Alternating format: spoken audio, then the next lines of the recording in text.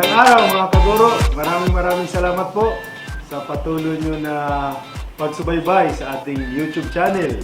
Huwag niyong kalimutan na ipamalita sa ating mga kapwa guro ang YouTube channel natin at inaanyayahan ko kayo na mag-subscribe sa baba. Hit subscribe.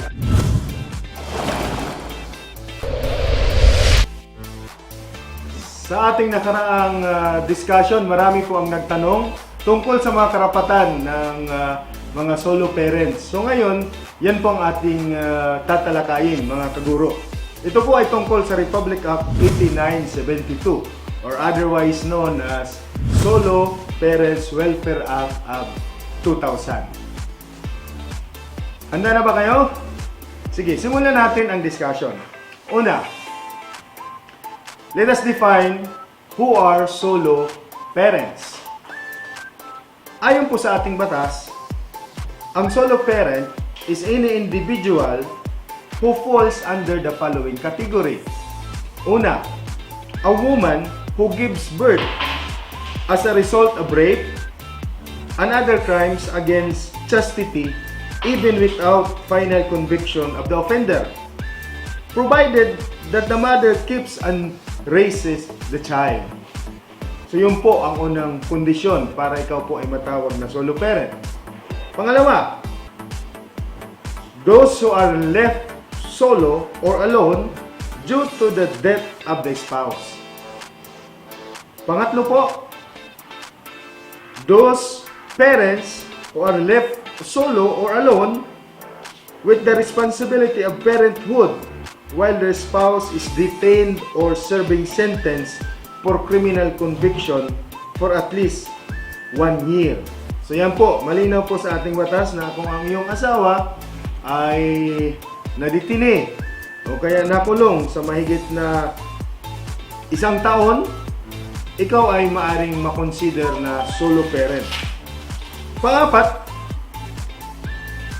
those women who are left solo or alone due to the mental incapacity of the spouse as certified by medical practitioner. So kung ang inyo pong asawa ay mentally incapacitated, pwede po kayong makonsider na solo parent. Sunod, parent left solo or alone due to the legal separation or separation de facto for at least 1 year. So maaari din kayo makonsider na solo parent kung hiwalay na po kayo sa asawa ninyo. Sumakkabalyang bahay, ika na. Oh no! Kahit na kayo ay kasal pa sa dokumento, pero matagal na kayo na hindi nagsasama, for at least 1 year, you can be also considered as solo parent. Sunod po, those parents who are left solo or alone due to the declaration of nullity or annulment of marriage. Sino-sino pa po ang maaari makonsider na solo parent? Those parents who are left solo or alone due to the abandonment of the spouse for at least 1 year. So malinaw po, kung hindi po ninyo alam kung saan napunta ang inyong asawa, wala kayong iniwanan kayo ng inyong asawa sa mahigit na 1 taon, kayo po ay maaaring makonsider na solo parent. At tandaan po ninyo, yung solo parent, hindi lamang po yung para sa mga babae.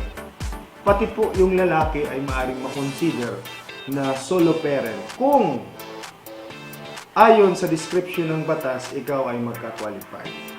Sunod, those parents or those parent left solo or alone, ito po yung unmarried mother or father who has preferred to keep and rear his or her child or children. Sunod, who can be considered a solo parent?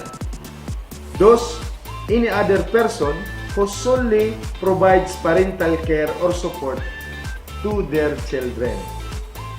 At pang huli, any member of the family who assume the responsibility of head of the family as a result of death, abandonment, disappearance, prolonged absence of parents, or solo parents. So ito po ang magandang balita.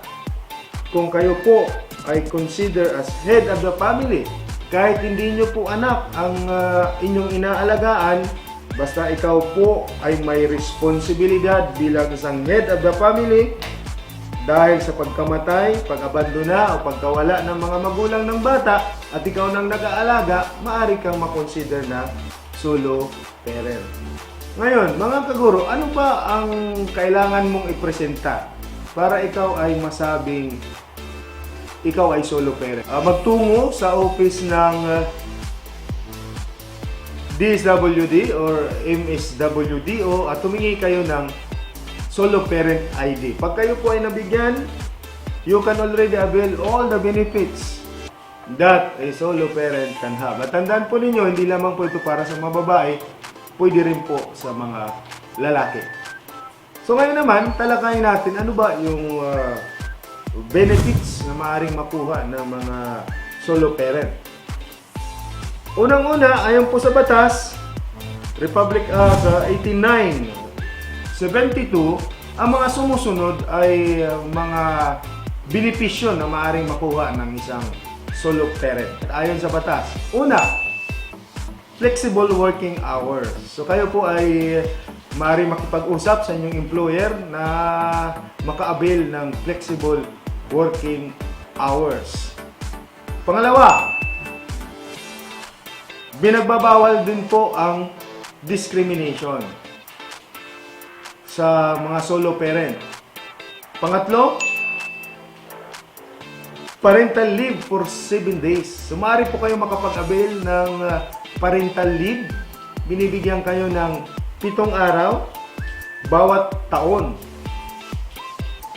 Ngunit, kung ikaw ay nakapagserbisyo na sa loob ng mahigit 1 taon.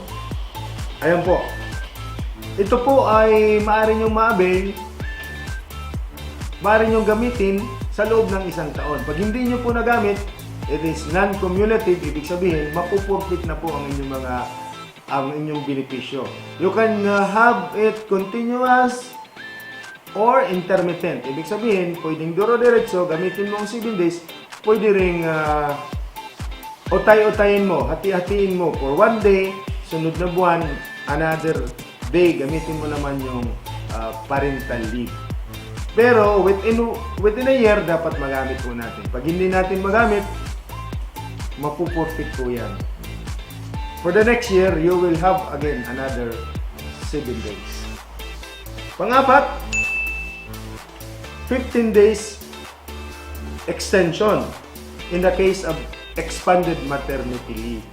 So sa ating pong bagong batas, yung expanded maternity leave, if you are a solo parent, pwede ka makapag-avail ng 15 days extension. And those 15 days are paid leave. So napakagandang balita po yan, mga kaguro. Kailangan mo lang mag-present ng solo parent ID.